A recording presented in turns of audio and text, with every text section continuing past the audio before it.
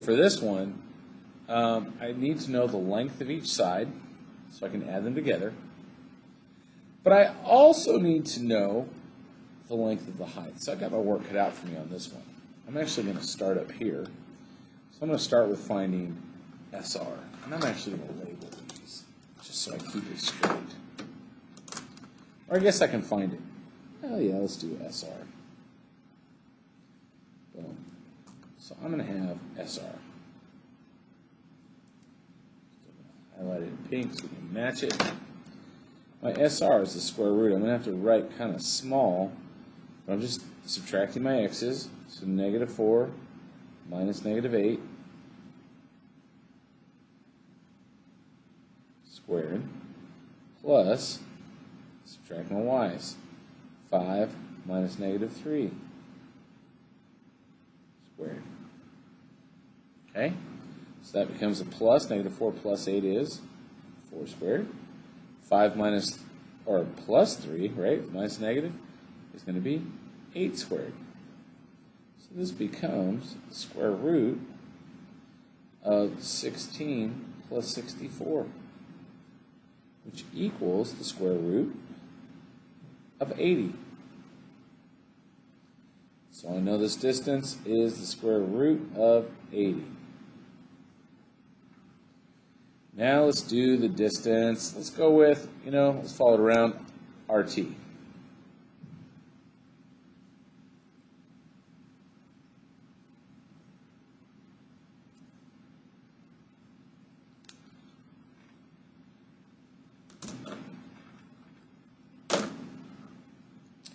What is RT? Again, just finding the difference between my x's and the difference between my y's. That's going to be the square root of -8 minus 6 squared plus -3 minus -5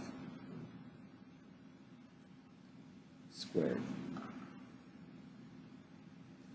-8 minus 16 is going to be -14 squared. And then, what is this? That turns to a plus. -3 plus 5 is going to be 2 squared. So what's -14 squared? Well, we know it's going to be positive, so just square it. We get 196.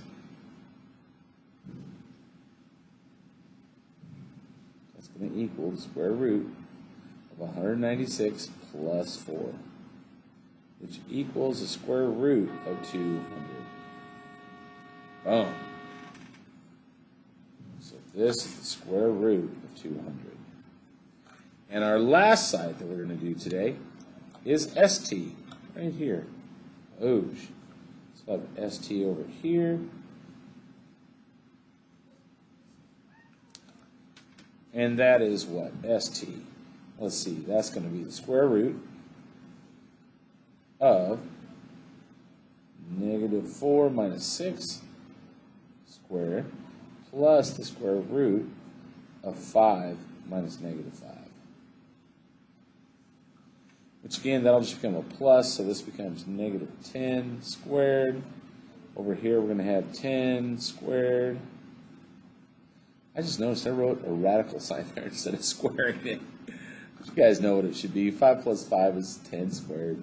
So I end up with the square root of 100 plus 100, which equals the square root of 200. Now, if you notice, that's the same as over here, so we just proved this is an isosceles triangle. It looked like one, but I wasn't sure. And then now, the last piece of information I need is to find this vertical height right here, which is going to be that distance QT. Got to keep it on the QT. Hey, y'all, sorry for that blip for just a second. Let's get back to this problem. Okay, so now we've got to find the last piece, which is QT. All right, that's our height from here down, okay?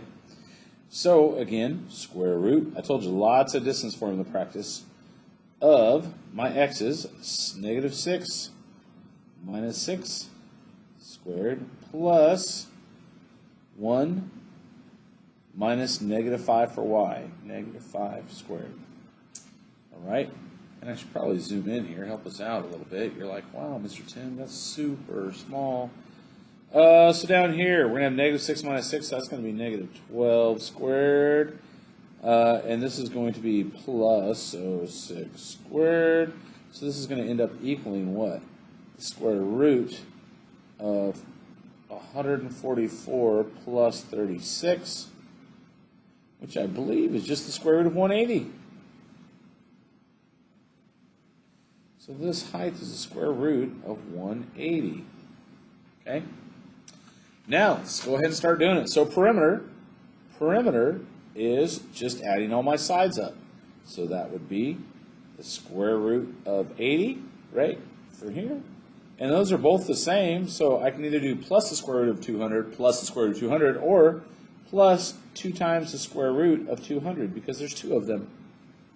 And I'm going to go ahead and put that down on my calculator. So we'll have on second function square root of 80 plus 2 times the square root of 200. Boom. What does that come out to? About, I think that's 37.2. Yeah. Did I do that right? So, roughly equals 37.2 units. Okay, and then the last one is area. Area equals 1/2 times my base, which is the square root of 80,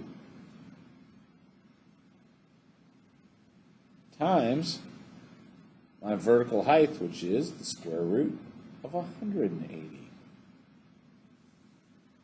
that's going to be 0.5 times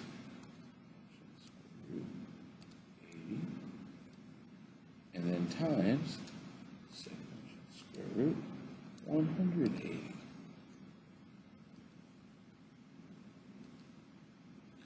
Look at that, that comes out to an even 60. So that equals 60 units squared, or 60 square units. Look at that. Boom. That's some good math. All right, here's what I want you to do.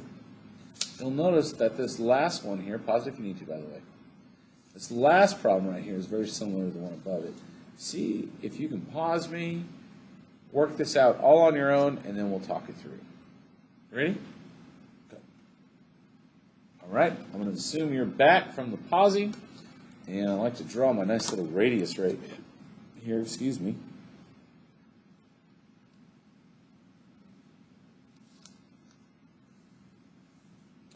By the way, just looking at the picture, it appears that my radius should be about 1, 2, 3, 4, 5 units. But let's see if that really comes out to what it should be. So I'm going to have the radius is the square root of what? My x is 2 minus 6 squared plus 8 minus 5 squared, which is just the square root of, so what is 2 minus 6? It's going to be 4 squared, and 8 minus 5 is going to be 3 squared. So 4 squared is 16, so this will be 16 plus 9, which equals the square root of 25. Hey, how about that? That is going to equal 5 units. Okay, perfect. So it is 5. The radius is 5. It's exactly what we thought it would be over here. I wasn't sure if there was going to be a decimal involved. All right, now that we've got our radius, we know that circumference is equal to 2 times pi times our radius of 5, which is just going to equal 10 pi, which is going to simplify to approximately 31.4. Because pi is about 3.14. Multiply that out, 31.4. Just saying. And then my radius, or my area, excuse me, not my radius, is pi times 5 squared, which is 25 pi. I don't really know what that is, so let's do that. 25 pi, about 78.5, which is approximately 78. I should put units up here. 78.5 square units Oh. Circles are kind of nice. You only have to figure out the one distance you're good to go. Really, the hardest part is the triangles. Right? They have the most size you got to figure. Okay, so that's the lesson. With that said, peace out.